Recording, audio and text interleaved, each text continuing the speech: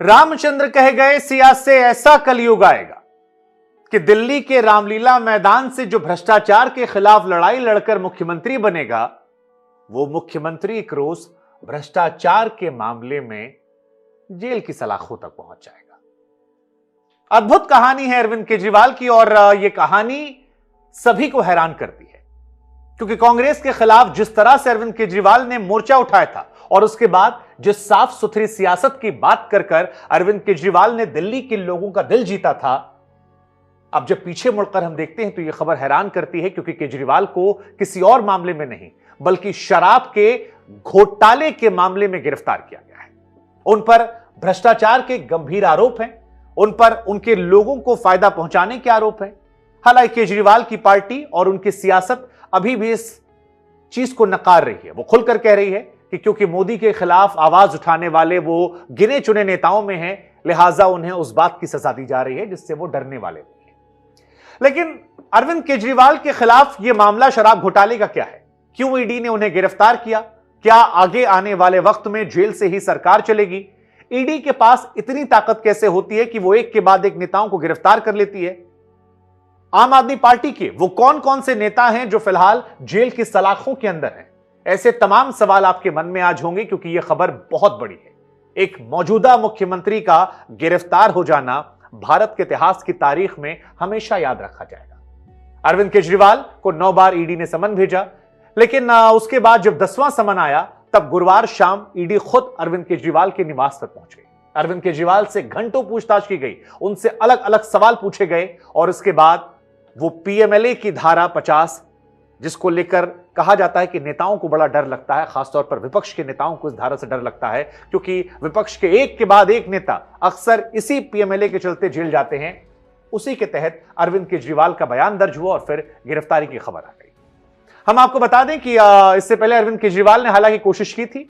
गुरुवार को दोपहर 2:30 बजे हाईकोर्ट वो गए थे और दिल्ली के सीएम की गिरफ्तारी पर रोक लगाने की याचिका डाली गई थी, लेकिन उस याचिका को खारिज कर दिया गया था।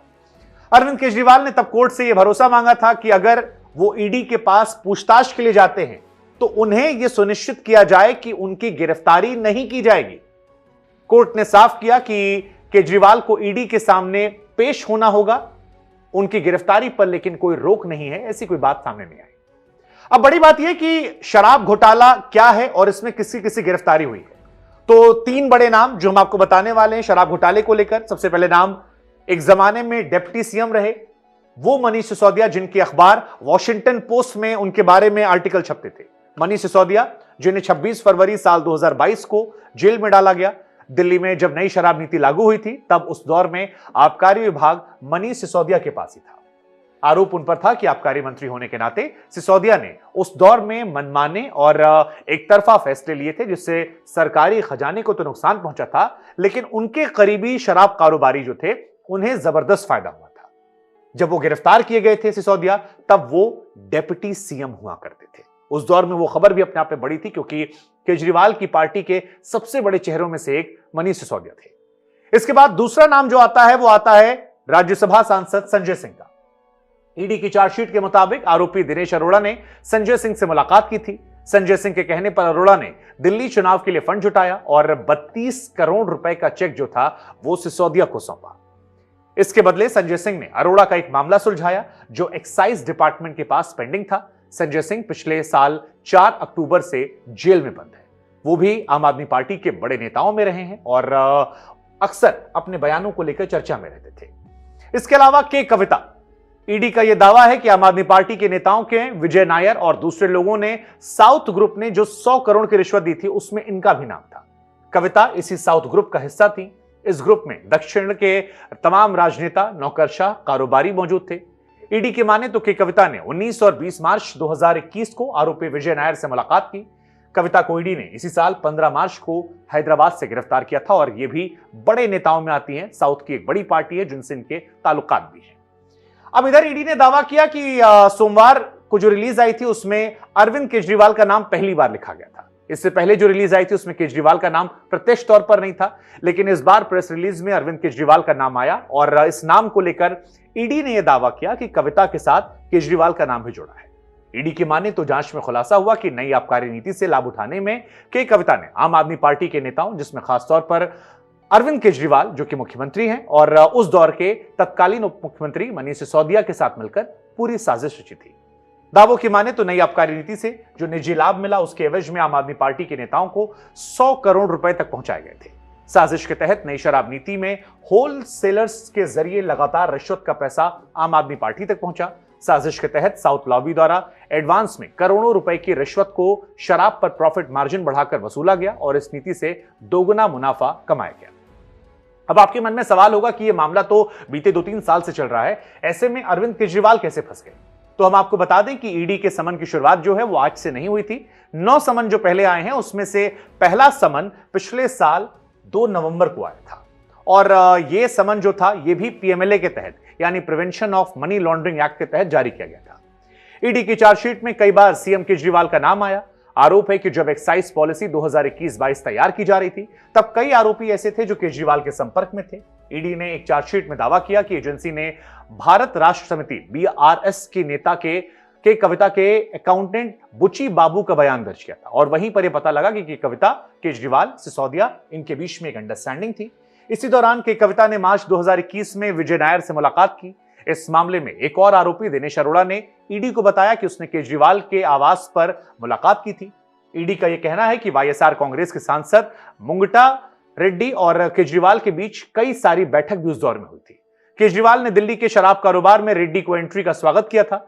पूछताछ में बुची बाबू और आरोपी अरुण पिल्लई ने खुलासा किया कि एक्साइज पॉलिसी को लेकर केजरीवाल और सिसोदिया के साथ मिलकर वो काम कर रहे थे। साथ ही आरोपी विजय नायर ने वीडियो कॉल के जरिए केजरीवाल और गिरफ्तार आरोपी समीर महेंद्रू से बातचीत करवाई थी।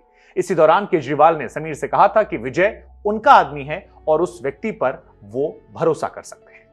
अब अगर आप नहीं जानते हैं कि दिल्ली का ये शराब घोटाला क्या है कथित तौर पर, तो हम आपको बता दें कि 17 नवंबर 2021 को दिल्ली की अरविंद केजरीवाल सरकार ने एक एक्साइज पॉलिसी 2021-22 को लागू किया था। इस पॉलिसी के तहत शराब कारोबार से सरकार बाहर आ गई और पूरी दुकानें जो थी वो निजी हाथों में गई। दिल्ली सरकार का यह दावा था कि नई शराब नीति से माफिया राज खत्म हो जाएगा और सरकार के रेवेन्यू में जबरदस्त इजाफा होगा। हालांकि यह नीति शुरू से विवादों में रही और जब बवाल ज्यादा बढ़ गया तो 28 जुलाई 2022 को सरकार ने इसे रद्द कर दिया। कथित शराब घोटाले का खुलासा 8 जुलाई 2022 को दिल्ली के तत्कालीन मुख्य सचिव रहे नरेश कुमार की रिपोर्ट से हुआ था। इस घोटाले की बात की जाए तो 2021-22 में लागू किया गया था और तब से लेकर लगातार ये पूरा मामला विवादों में चलता आया है। इस रिपोर्ट में मनीष सिसोदिया, आम आदमी पार्टी के कई बड़े नेताओं पर आरोप थे। दिल्ली के एलजी वीके सक्सेना ने भी सीबीआई जांच की सिफारिश की थी और इसी के बाद से 17 अगस्त 2022 को केस दर्ज हुआ। इसमें पैसों की हेराफेरी का आरोप लगा। मनी लॉन्ड्रिंग की जांच के लिए ईडी ने यह केस दर्ज किया। मुख्य सचिव ने अपनी रिपोर्ट में मनीष सिसोदिया पर गलत तरीके से शराब नीति तैयार करने का आरोप लगाया। मनीष सिसोदिया के पास आबकारी विभाग भी था और आरोप लगा कि नई शराब नीति के जरिए लाइसेंसधारी शराब कारोबारियों को अनुचित लाभ पहुंचाया गया। इस रिपोर्ट में यह भी आरोप लगा था कि कोविड जब चल रहा था तो कोविड का बहाना बनाकर मनमाने तरीके से 144.36 करोड़ रुपए की लाइसेंस फीस को माफ कर दिया गया था। एयरपोर्ट जोन के लाइसेंसधारियों को 30 करोड़ लौटा दिए गए थे जबकि यह रकम जब्त की जानी थी। यह सारा मामला है। अब 2 सवाल हमारे हैं। पहला सवाल कि क्या भ्रष्टाचार के खिलाफ लड़ने वाले अरविंद केजरीवाल सत्ता की कुर्सी पाकर खुद भ्रष्टाचार में लिप्त हो गए, या फिर जो आरोप आम आदमी पार्टी लगा रही है कि सरकार ईडी का और विपक्ष के खिलाफ दुर्भावना से सत्ता का दुरुपयोग कर रही है और विपक्ष के नेताओं को एक एक करके जेल में भिजा रही है या अपनी पार्टी में शामिल कर रही है, इन दोनों बातों में से वो कौन सी बात है जिसकी तरफ आप इत्तेफाक रखते हैं?